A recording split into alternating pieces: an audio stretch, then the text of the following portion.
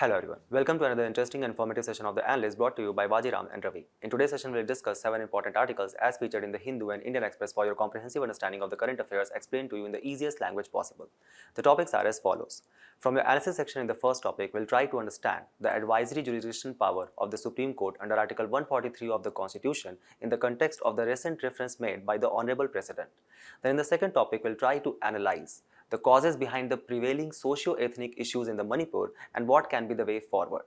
Then, from your simplified section, we will take up 5 news. We will not only try to simplify the news for you, but also provide the much important value addition, keeping in mind the approaching prelims and mains 2025. So, stay tuned. In recent reference to the Supreme Court, the President Draupadi Murmu has posed 14 crucial questions using her special power under Article 143 of the Constitution, which basically forms an important component of your GS2 paper under the larger theme of judiciary and related issues. The questions basically revolved around the recent judgment of the Supreme Court, where it basically set a kind of a timeline for the legislative power of the governor and the president to decide upon the various kind of state bills. The idea is that the president has basically asked the Supreme Court under Article 143, the 143 which basically provides for the advisory jurisdiction power to the Supreme Court, that whether such timeline can actually be imposed upon the executive bodies like governor and president in the complete absence of any such constitutional directive. So to understand the crux of this issue, let's first try to understand the legislative making power of the governor. As you guys might already be knowing that the governor basically acts as the chief executive head of the state under Article 153 of the Constitution itself. However, the governor is only a de jure executive and not the de facto executive, because the real power of governance actually lies with the Council of Ministers, which is basically headed by the Chief Minister. Now, a question to all of you. Whether one person can act as the governor of more than one state? The answer is yes, and this was basically availed by the 7th Constitutional Amendment Act of 1956. So when our constitution maker were dealing with the appointment procedure of the governor, they basically referred to the Canadian model, where our governor is directly appointed by the president under Article 155 of the Constitution. And the president basically works upon the aid and advice of the Council of Ministers under Article 75 of the Constitution. So one of you can argue that okay, that basically means that governor is nothing but an extended arm of control which has been imposed on the state legislature by the central government. Thus, in indirect terms, we can also say that the governor is nothing but an agent of center. The Supreme Court replied to your question as a big no in the Har Govind Pant versus Raghukul Tilak judgment of 1979, where Supreme Court held that the kind of the constitutional duties which the governor is obliged to perform, the governor does not act either as a servant or as a kind of an extended arm of the central government, rather it is an independent constitutional body. So that is something which we need to keep in our mind. Now some of you might have become aspired to actually become a governor. Who can become a governor? The Constitution only provides for 2 such classification or qualifications which are required. One is that he shall be a citizen of India, and second is that he shall be at least 35 years of age. Then there are 2 conventions which have been developed over a period of time related to the appointment of the governor in a particular state. One is that he shall be an outsider, and second is that when president is appointing such governor in a particular state, he may consult with the chief minister. Remember, it is not a constitutional obligation on the president again, right? The idea is that there are certain legislative power which the governor has to perform. So in our country, there are 2 important legislative bodies which makes the laws for our country. One is parliament at the center and the other are various state legislative assemblies and councils in some states. The idea is that whenever such law-making body like Parliament and State Legislative Assembly, they passes an act, they basically pass nothing but a bill. Such bill can only become an act if it receives the assent of the president and the assent of the governor in the case of state bills. Basically, this is a kind of a power which is being derived from your Indian Council Act of 1861 from the British rule itself. where any law passed by the legislature would only come into play or become an act if the viceroy at that point of time has given his assent. So kind of, impose a kind of a centralized power on any kind of law making power across the country. Whenever such bill is presented to the governor, just like president, has three important functions to play. One is he can give assent to the bill. So congratulations, now the bill will become an act. Second, he can withhold his assent. The third is that he can return the bill for the reconsideration of the state legislature, just in the case how president can return the bill for the reconsideration of the parliament. Remember that any such reconsidered advice, which basically means that if the state legislative assembly is going to pass the very same bill again, even if with the same majority as earlier, then that is going to now become binding on both president and governor. Thus basically means that they now have to compulsorily give their assent, and this was decided under 44th Constitutional Amendment Act of 1978. However, under Article 200, as you guys can see, the governor has one more power in comparison to the president, and that is that he can reserve the bill for the consideration of the president, and this is exactly where the role of the governor related to that state bill completely elapse. And now it is become the prerogative of the president to decide that what he wants to do or she wants to do with that particular bill. Does the same power also lies with governor and president in the case of money bill? The answer is no. In the case of money bill, both governor and president can only either give the assent or withhold the assent. They can never send it back to the legislative assembly for reconsideration. So obviously, for example, if you guys will come to me and offer me some money, will I ever reconsider about it? The answer is no. Similarly, on the very similar line, whenever the money bill comes in, the reconsideration power of both governor and president, it lapses. However, the governor can also reserve such money bill of the state legislative assembly as well for the consideration of the president. Again, remember, even with the president, if he gets such money bill passed by the state legislative assembly, then he can give assent to the bill or withhold his assent. What are her power under the Article 201? If there is any such bill which has been reserved for the president, give the assent, withhold the assent, or even return the bill for the reconsideration of the state legislature.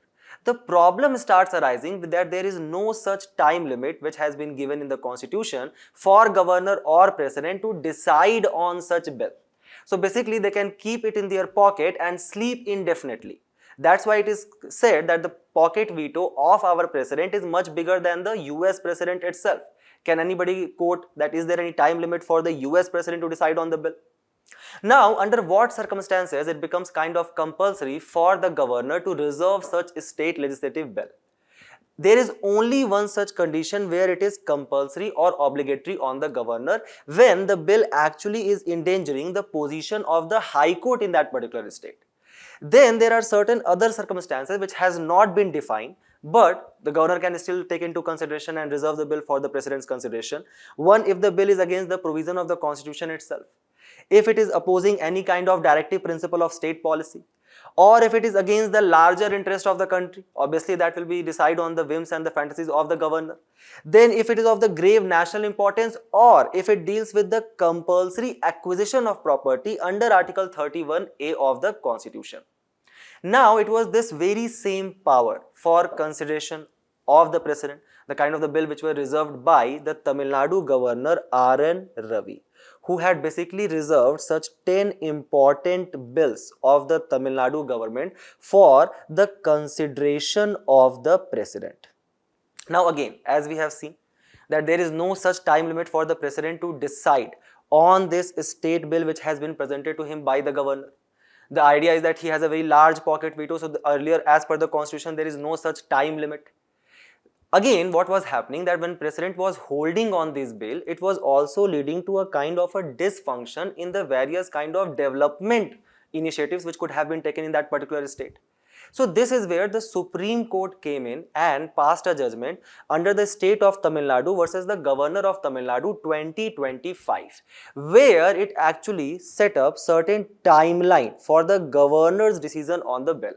So for example, now if the governor want to withhold the assent of the bill or to reserve it for the president as per the state government's advice, he has to do that within 1 month. He can withhold the assent of the bill against the state government's advice, but that he has to do that within 3 months, and he has to give it a kind of a written reasons for that as well. Third is to reserve the bill for the president against the state government's advice. That shall be done within 3 months, and the president shall act on that bill within 3 months as well. And to grant assent to the bill after it has been reenacted or the reconsidered advice by the state government, that shall be done within 1 month.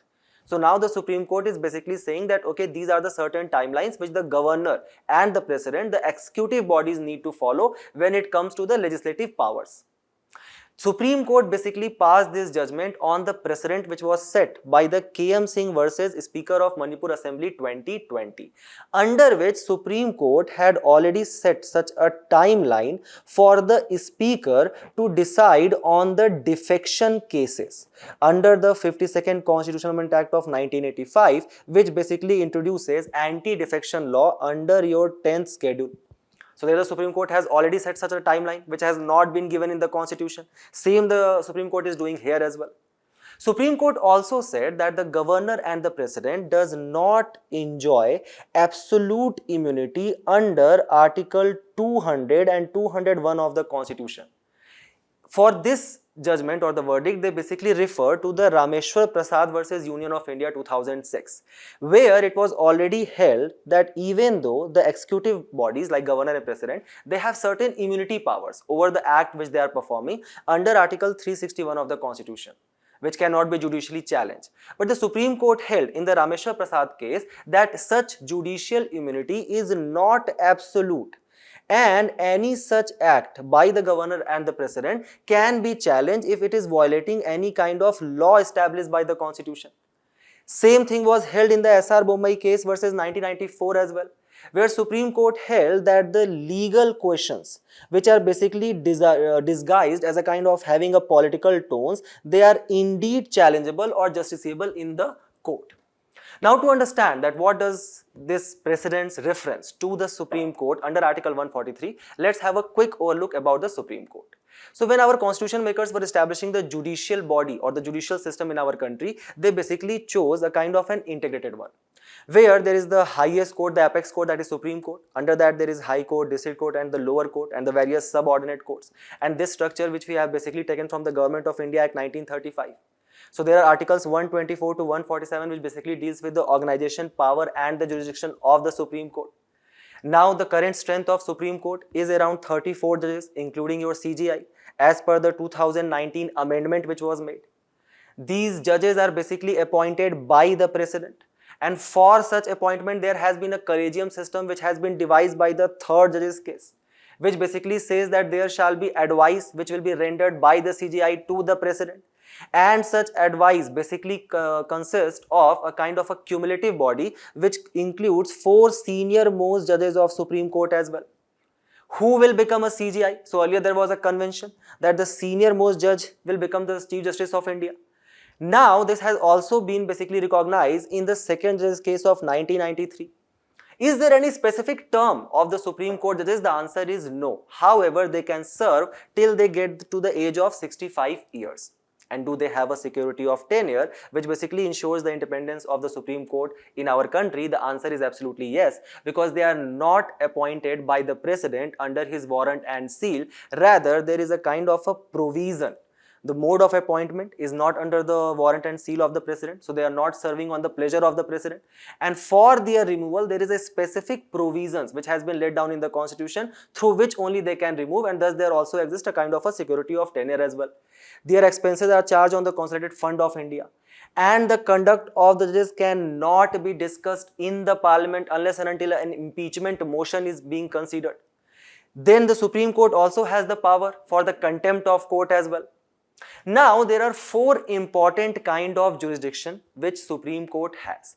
First is the original jurisdiction under Article 131 of the Constitution, whereas the federal court, for example, it basically replaces what? The British Privy Council, which used to exist as the highest court of appeal. So now the same function is being performed by whom? The Supreme Court. So Supreme Court act as kind of a federal court where it basically decides on the dispute where the parties are Government of India and one or more state, or between the Government of India and any state or state on one side and one or more or other, or between two or more states if so far the dispute involves any question on which the existence of a legal right depends upon. Here, the Supreme Court, remember, has not only original jurisdiction, which means that the party can directly approach to the Supreme Court, but also exclusive as well, which means that no other court in the country, like High Court, District Court, they cannot deal with these kind of matters. In such cases, remember, any question of political nature is completely excluded.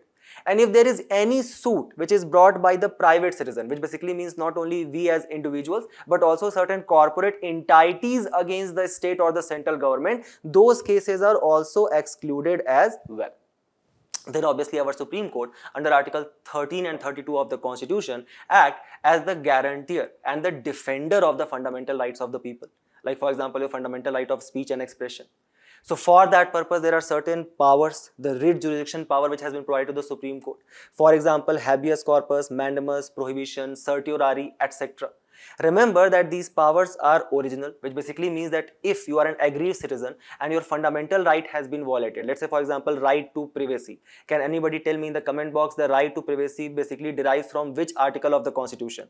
So if your right to privacy has been violated, can you directly go to the Supreme Court? Yes, absolutely. But is it an exclusive power of Supreme Court? No. So remember, under Article 226 of the Constitution, even High Court can also issue writs as well.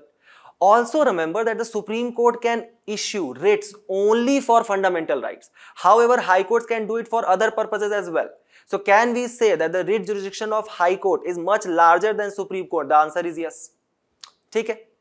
Then comes to the kind of the jurisdiction power which we are discussing today, and that is called as advisory jurisdiction, where the Article 143 basically authorizes our president like Draupadi Murmu to seek the opinion of apex court. On which matters? First, on any question of law or fact of public importance which has arisen or may be likely to arise in the future.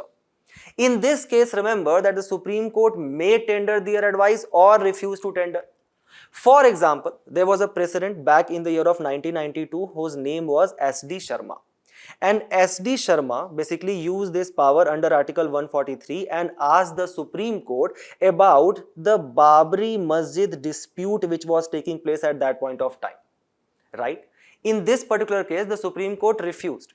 The Supreme Court did not provide any kind of advice to the president at that point of time by citing that there are various civil disputes related to the land in that particular region which has been filed in so many courts, so we cannot give you any kind of legal advice in this case.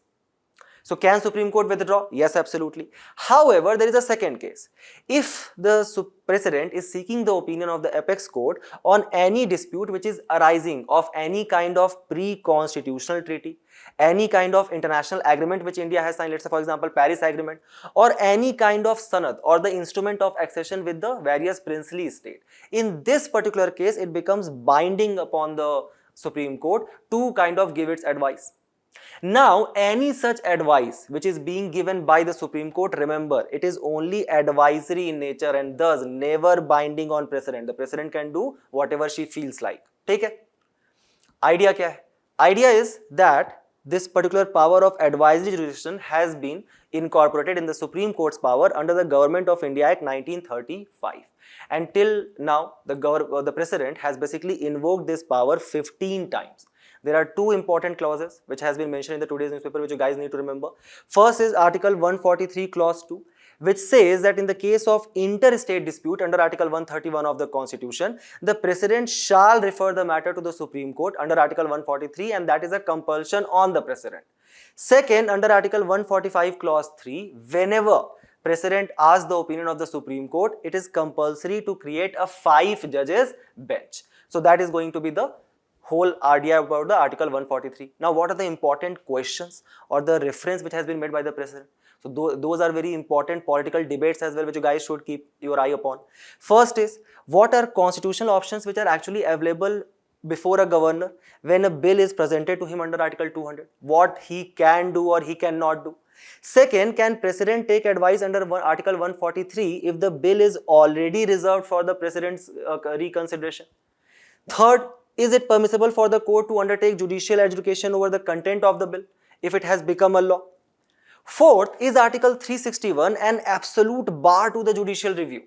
As the Supreme Court has already held, if you guys can recall, in the S. Prasad case, that no, it is not. Right? It is not an absolute bar, and that is exactly the question which is being posed by the President to the Supreme Court. And in the absence of any kind of constitutionally prescribed limit, can such time limit be imposed on the exercise of the power of Article 200? The major crux is that when the Supreme Court is deciding the timeline for the executive bodies like President and the Governor to decide upon their legislative bill, it basically violates the separation of power as envisaged under Article 50 of the Constitution, which is a directive principle of state policy. And also you are one of the prelims PYQ, right? Second is that this judicial activism can many of the time transform into judicial adventurism altogether. And thus the judiciary can encroach into the legislative and the executive domains. For example, the example of executive can be creation of Environment Pollution Control Authority to control pollution, which is a complete executive domain under the 7th schedule of the Constitution. Similarly, for example, right now what they have done, they are basically setting the time limit for the executive bodies for the passing of legislative bills. So that is also an encroachment. Second is devising of mechanism which do not have constitutional backing. So for example, collegium system is nowhere mentioned in the Constitution altogether. That has basically what? A kind of a discovery of our Supreme Court. And when the Parliament actually made a law, which is actually an authorized body to make the law, that is National Judicial Appointment Commission 2015, that was basically struck down by the Supreme Court to ensure the continuance of the collegium system. However, the retiring CGI, D.Y. Chandrachud, he had basically said that if there is taking place a humanitarian crisis, the court cannot stand as a mere silent spectator. And thus this judicial activism is also very important to make sure that the justice is accessible to the marginalized groups. That's why how the definition of fundamental rights over a period of time has evolved so much from just being right to life to right to dignified life through the various public interest litigations which has been filed. Or for example, it is very important role of the Supreme Court to uphold the fundamental rights of the people. So for example, the Menka Gandhi judgment, right, 1978, which basically expanded the meaning of Article 21 altogether. Or for example, the Navtej Johar case, where the homosexuality was decriminalized. Or for example, a very recent judgment which basically said that the right against the climate change is also a fundamental right under Article 14 and 21 of the Constitution. And thus, this writs power which has been provided to the Supreme Court, they basically act as a kind of a bulwark against the arbitrary power of the executive as well. So, whenever you guys are writing the answer, keep this in mind that there shall be a kind of a madhyam mark between the judicial activism and the judicial adventurism. And the path which the government or the Supreme Court shall follow has to be of the judicial restraint. With this, we move to the next topic of the day. The editorial highlights the prevailing issues in the Manipur and the balanced approach or a madhyam mark which shall be adopted by the central government to kind of curb down the socio-ethnic conflicts which are basically have kind of disturbed the public order in the state of Manipur, which forms an important component of your GS2 paper under the larger theme of government policies and interventions. So before we try to understand the root causes of such socio-ethnic conflicts taking place in Manipur, let's first try to understand the backdrop of the state to understand that how it reached to such geopolitical doldrums. The state of Manipur, after our independence in the year of 1947, the princely state actually merged with the Union of India in the year of 1949. In the year of 1956, it was basically declared to be a union territory, and by the year of 1972, it became a full-fledged state. In the state of Manipur, there basically resides three important ethnic groups, that is Meiteis, Nagas and Kukis. These Meiteis, which basically most of them belongs to the other backward caste, they basically lives in this Imphal Valley or the plain region of the Manipur, Imphal Valley and its surrounding areas. Then there are scheduled tribes like Nagas and Kukis which basically resides in the hilly regions. Now from the year of 1960s onwards, we have seen the emergence of militancy in the region of Manipur. A prime reason for that is the kind of the emergence of various militant insurgent groups which claims themselves to be the representative of these ethnic tribes which are living in the state of Manipur and ask for the kind of a greater homeland for that. So, such prevailing ethnic conflicts which was taking place in the state of Manipur, the kind of a politically charged violence and the complete disruption of public order, it basically led to the central government to impose precedent rule in the month of February 2025. The precedent rule, which basically derives its idea from the article 355 of the constitution, which basically kind of puts a small duty on the central government that it has to ensure that the government of the states are functioning within the line of the provisions of the constitution. And if there has taken place a kind of a failure of constitutional machinery under article 365 of the constitution, then under article 356 of the constitution, the precedent rule is imposed in that particular state. Remember that any such proclamation imposing the precedent rule, it has to be approved by both the houses of the parliament, that is Lok Sabha and Rajya Sabha, within 2 months, and that such proclamation shall be passed by a simple majority. That basically means that the member of the parliament who are present and voting, the majority of that. What is the duration to which such precedent rule can be imposed in a particular state? The maximum period is 3 months. 3 years only if such proclamation of emergency is kept on getting approved by the Lok Sabha and Rajya Sabha every 6 months. However, if the president wants to revoke such emergency, the president can do it anytime, and such revocation by the president does not require any parliamentary approval. Now, as you guys can remember that from the article 352 of the constitution, when there is imposition of national emergency, it basically leads to the kind of the suspension of all the fundamental rights except article 20 and 21 of the constitution. However, when there is imposition of precedent rule, there is no such effect which take place on the fundamental right of the people. However, the Council of the Minister, the chief executive body, is completely dismissed and the State Legislative Assembly is either suspended or dissolved. That basically means that now the state legislative bill will be passed by the parliament, and the kind of the executive functions will be performed by the governor, who becomes the kind of a nominee of the president at that point of time, and thus the term the imposition of precedence rule. Remember that if any such law has been made by the parliament for the welfare of, let's say for example, the people of the Manipur, that law is not coterminous with the imposition of the emergency period in Manipur. That basically means that, let's say if there is a law and the emergency lapses in the month of June 2025, then that law will also not automatically lapse unless and until there is a State Legislative Assembly of Manipur which decides to pass against that bill, right? Remember this. So we have understood the kind of the imposition of the precedent rule. Now, to try to understand that what are the socio-economic issues prevailing in the Manipur which has basically led to such kind of ethnic conflicts in the region. The idea is that these Kukis, they basically form 40% of the population, and these Meiteis, they basically form 53% of the population. Now, if you guys can look on this map, these Kukis and the Naga tribes, so basically there are 15 Naga tribes, and then there is a large ethnic coalition of Chin, Kuki, Mizo, Zomi group. So these Kuki and Nagas, they basically point out that the tribal areas are the 90% of the state's geographical area. So basically means that this 53% of the Meitei population is basically living in this plain region of Manipur. However, if we look at the socio-economic status of the Meiteis, because of the development which has been largely kind of confined in the plain areas itself, that has led to the kind of a inter-regional socio-economic disparity which has been prevailing between the Meiteis and the Kukis. Where these Kukis and Nagas, they basically claim that the budget and development work is focused on this Meitei dominated Imphal Valley or the plain region itself and not reaching to the hilly areas.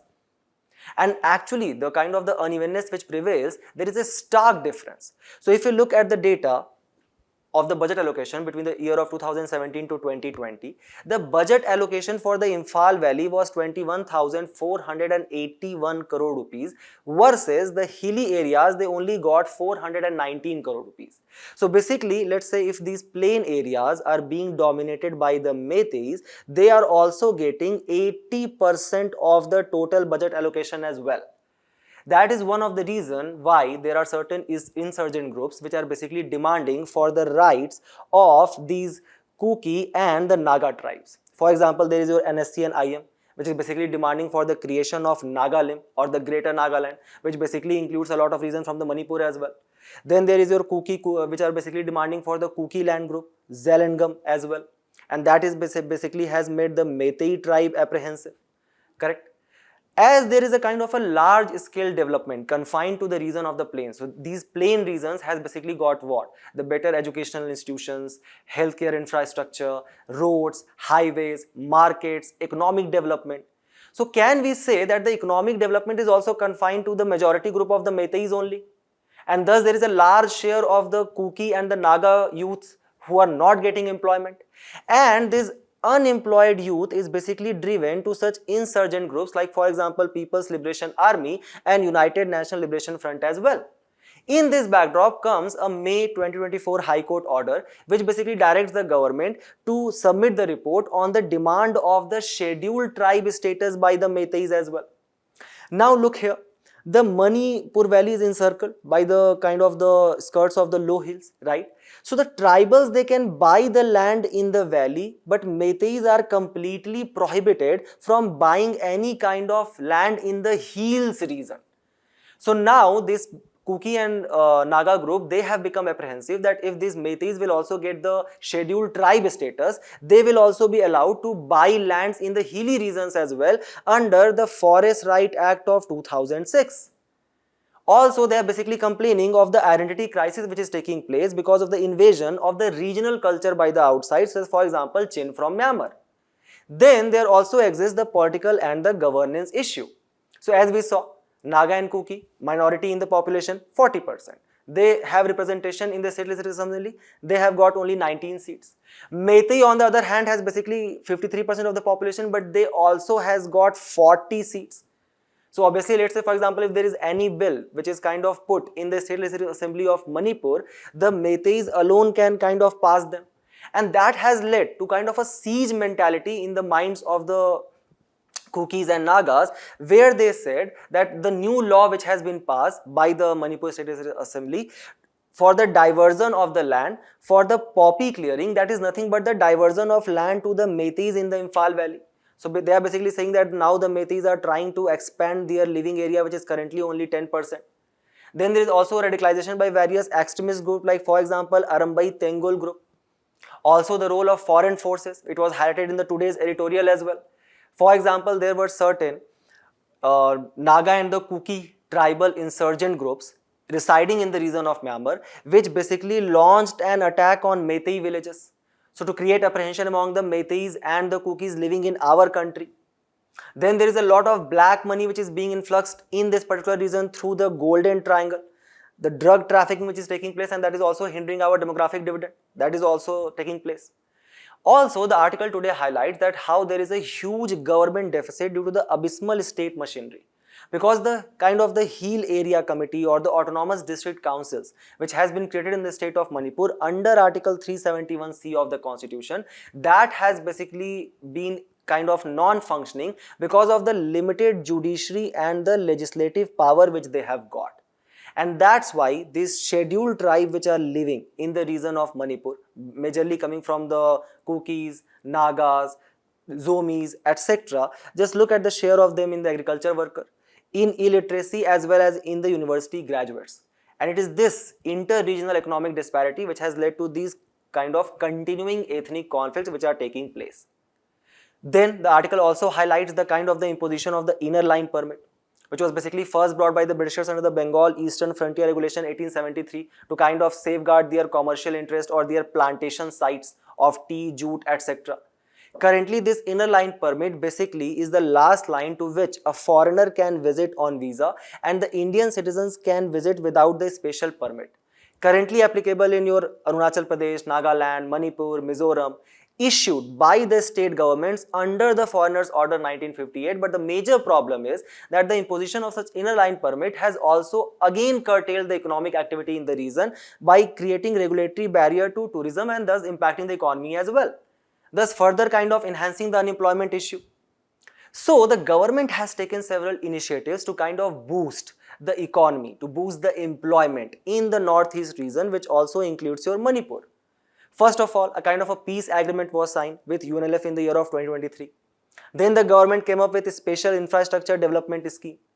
Then there are special development packages which are being sent to the Manipur under Act East policy. For example, creation of your Agartala Akhora rail link. Then there is your digital design lab for the livelihood generation, the task force for the development of tourism as well as for the boosting of startup ecosystem. The government has brought the development initiative for the Northeast region, a central sector scheme being implemented by the Ministry of Development of Northeast region with an outlay of 6,600 crores, where basically we are trying to create employment through various kind of capital infrastructure generation in the region of Manipur. So all these steps are being taken by the government, and the editorial today suggests for several other approaches. For example, first it says that there shall take place decentralization in Manipur, and for that decentralization it suggests for the giving much more autonomy and power to your autonomous district council and your hill area committees. Then it also reminds us that how the National Commission to Review the Working of the Constitution, which was created in the year of 2002, it basically suggested that Manipur shall be included as the 6th scheduled state as well. So that will lead to the further decentralization of the political power in the region of Manipur. Then the article suggests that we need to strengthen the National Drug and the Psychotropic Substances Act to kind of control the drug trafficking which is taking place in that region.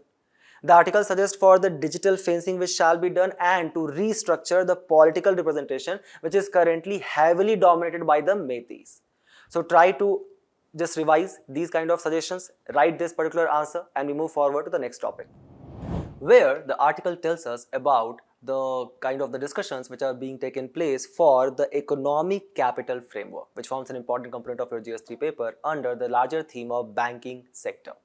So first let's try to understand that what is the backdrop of this economic capital framework. That is basically the surplus which is generated by the Reserve Bank of India. So as we all know that Reserve Bank of India act as the central bank for our country, and it was established under the RBI Act of 1934 on the recommendation of Hilton Young Commission. The question which shall arise is that when the primary purpose of the Reserve Bank of India is to ensure the kind of the uniform monetary supply in our country and for the stability of our economy, from where it basically generates these kind of surpluses. The first is the various open market operations in which RBI deals with. So for example, RBI purchases the government securities, RBI purchases various kinds of bonds, and the kind of the interest which RBI incurs on these bonds, those also make for the profit of the Reserve Bank of India. Or for example, RBI can also create surplus through the use of foreign exchange reserve. For example, what RBI does, it basically buy the dollar when the demand of the dollar is low in the international market.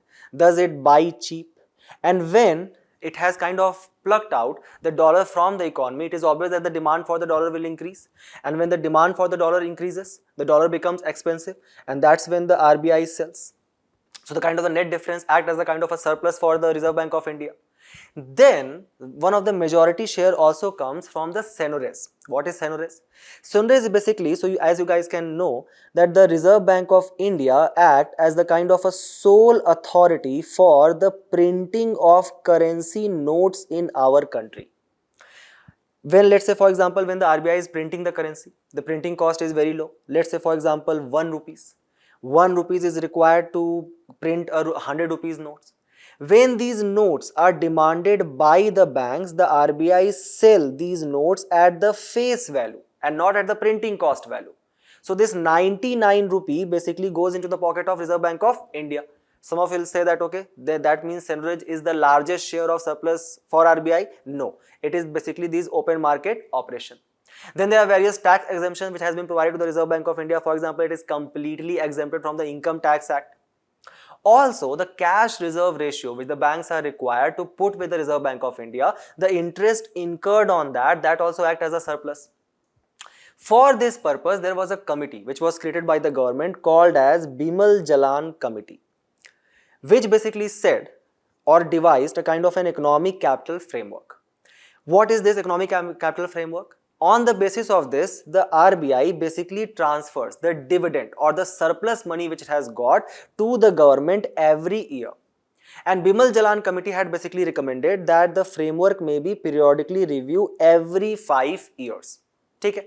This committee was basically created in the year of 2018. What does Bimal Jalan Committee said about the surplus which are kept with the Reserve Bank of India, after minusing obviously all the operational cost, the cost of the staff, the printing cost. So removing all of this, what is basically the left with the Reserve Bank of India, that is acting as a surplus. Economic capital framework is basically saying how to transfer this surplus to the central government and how much.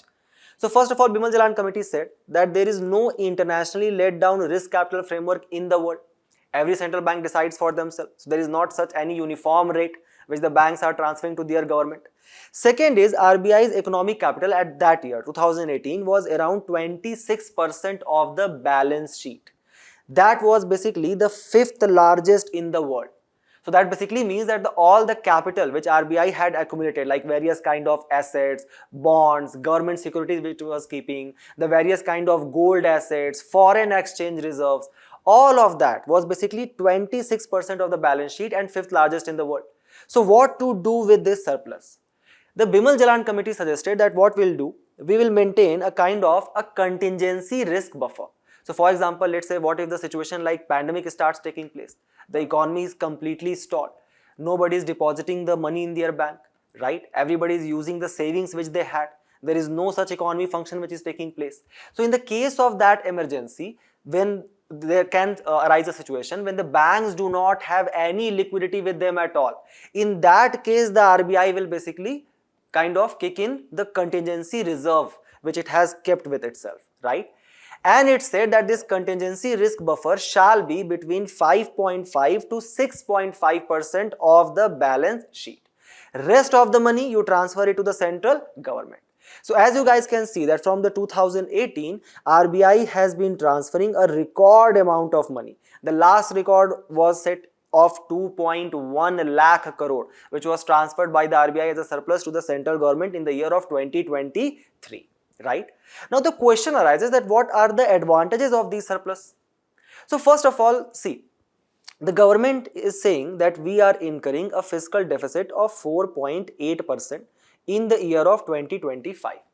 That basically means that all the borrowings which has been done by the government, and if we minus that, all the kind of the revenue which has been incurred by the government through various kind of direct and indirect taxes, even after that the government is not able to kind of just give the complete borrowing which the government is doing through these revenue itself. Thus the government has to borrow more from where? From the open market to kind of fund the various development activities which the government is doing, and that is currently 4.8% of the GDP.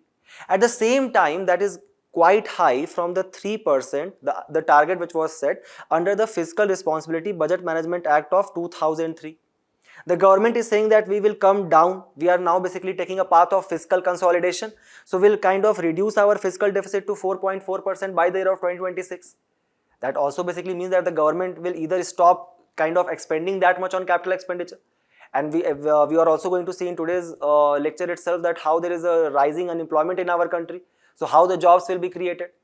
Thus, this particular surplus will actually help the government to not borrow that much from the open market. The surplus which has been provided by the Reserve Bank of India.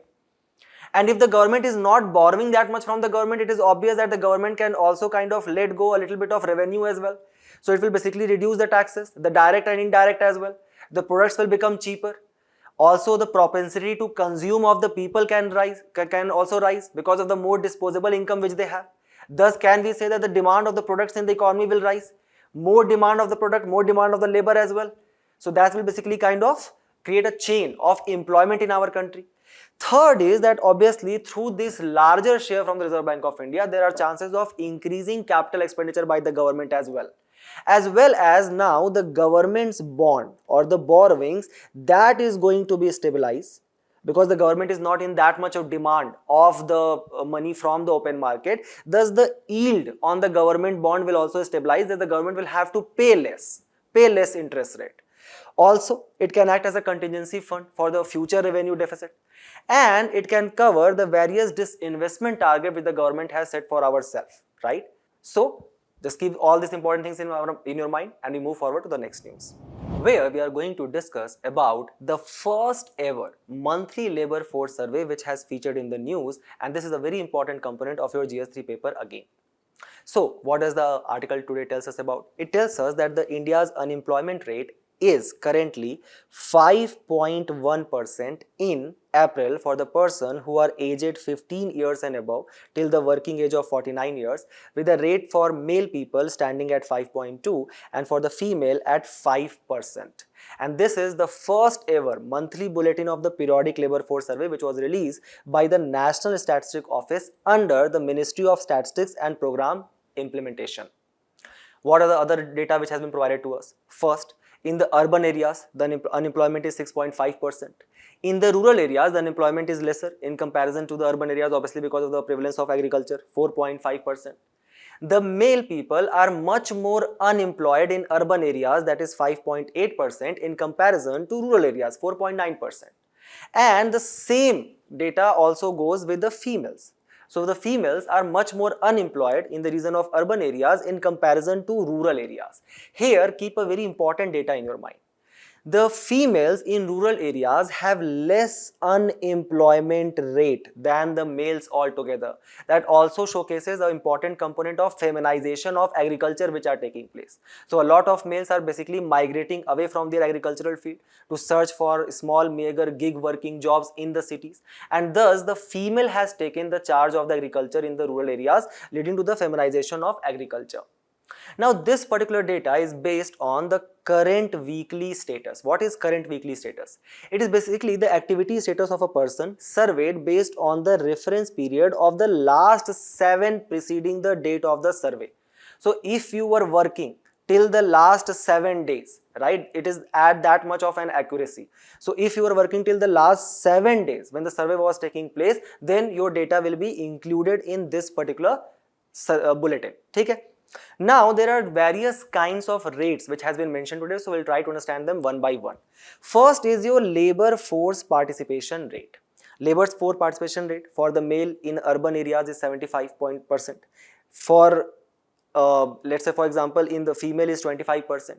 In the rural areas the male are 79% and 38%. But what is this labor force participation rate? It is basically the percent of the population that is in the labor force.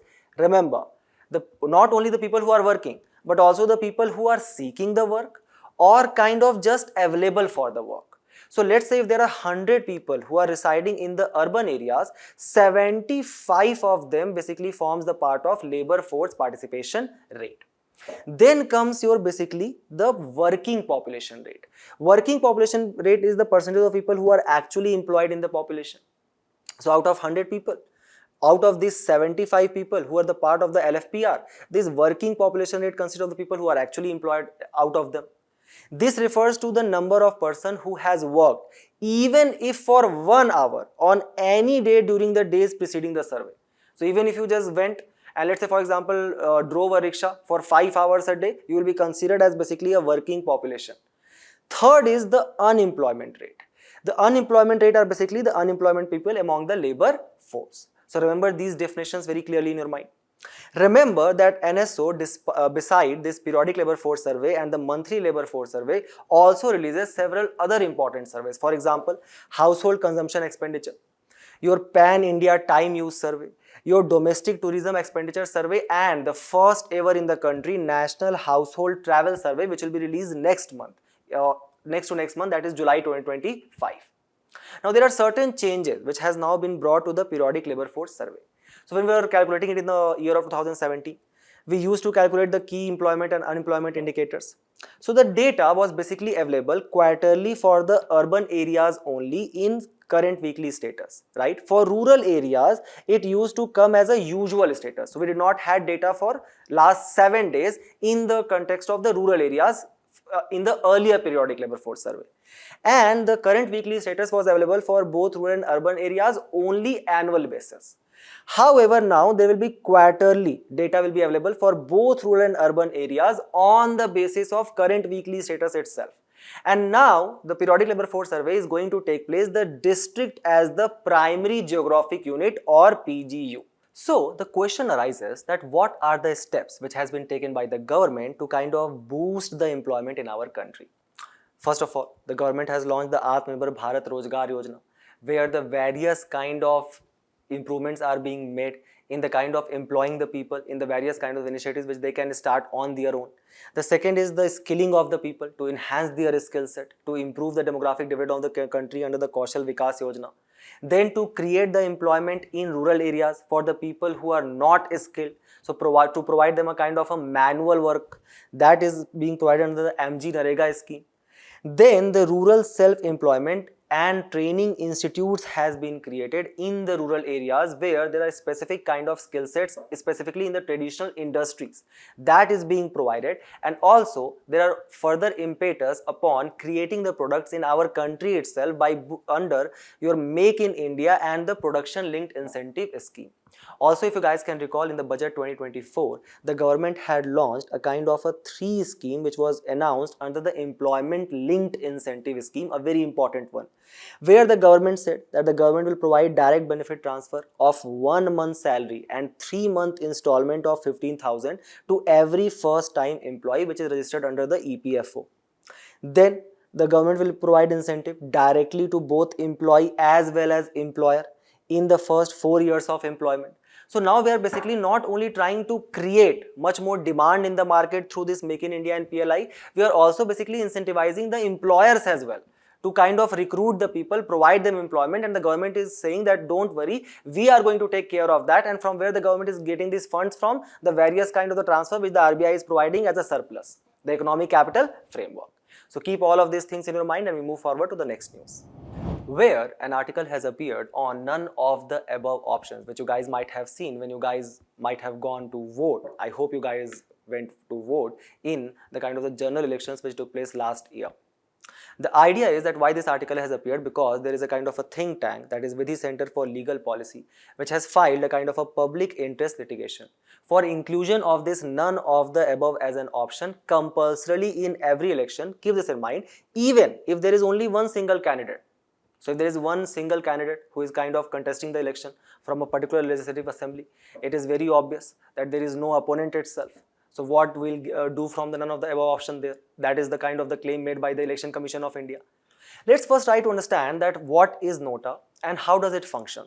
So the none of the above option was first introduced in the Indian election for the first time in 2013 for the various state legislative assembly elections on the PIL which was filed by the People's Union for Civil Liberties, which basically sought a mechanism to recognize the right of a voter which does not want to vote or does not want to vote for a specific candidate. Thus, the idea was that through this, the voter will be able to express the discontent with all candidates and formally register a vote of rejection. Remember that this none of the above option is a valid vote. It is basically counted, but it is a neutral vote as well, which basically means it doesn't have any numerical value whatsoever. So let's say there was an election taking place and 100 people were there who were basically voting for, let's say, 3 candidates. So there was A, B, and the third candidate we will put here as none of the above.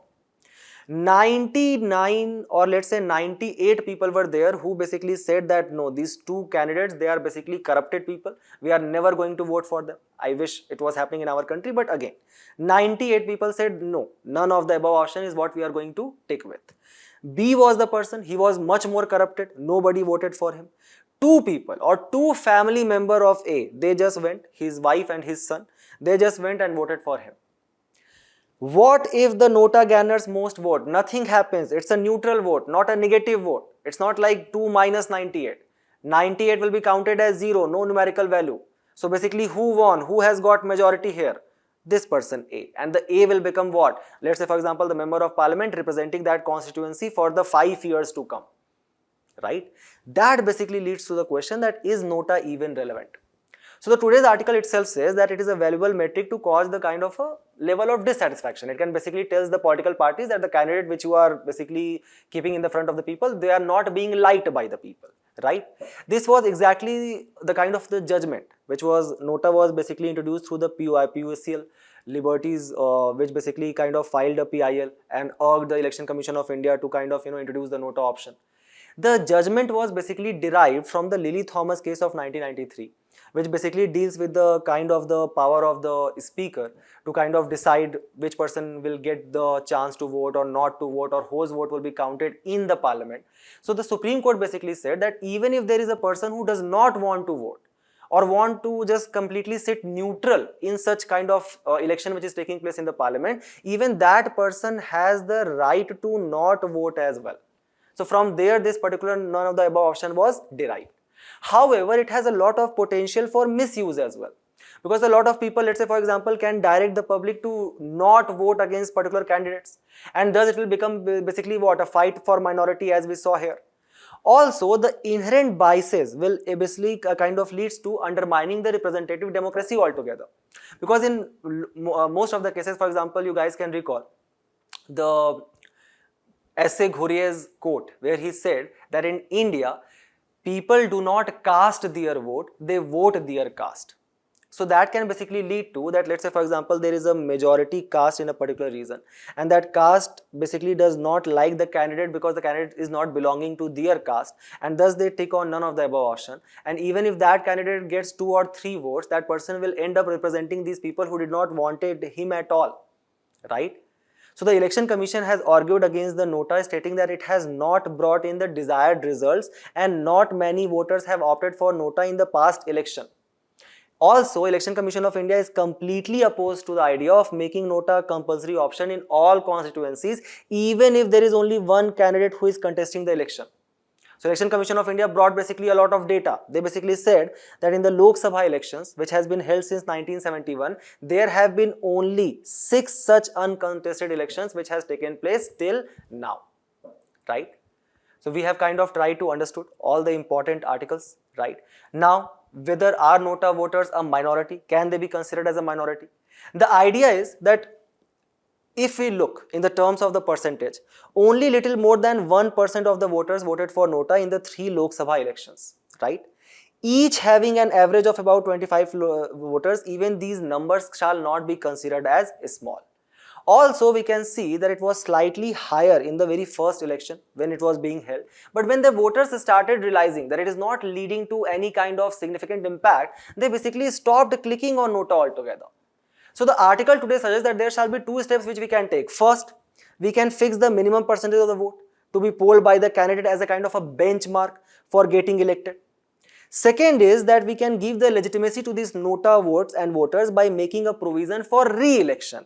If certain percentage of the voter opt for NOTA in an election, let's say for example, if more than 50% plus 1 voter say that no, we are going to click on NOTA only, we do not like all of these candidates, then there shall be re-election. However, don't you think that is going to lead a kind of a huge expenditure on the Consolidated Fund of India? So that is going to be a problem as well. So analyze all of these challenges and we move forward to the next news, where an important international body was in the news today, and that is your UNOCT. What is the context of the news?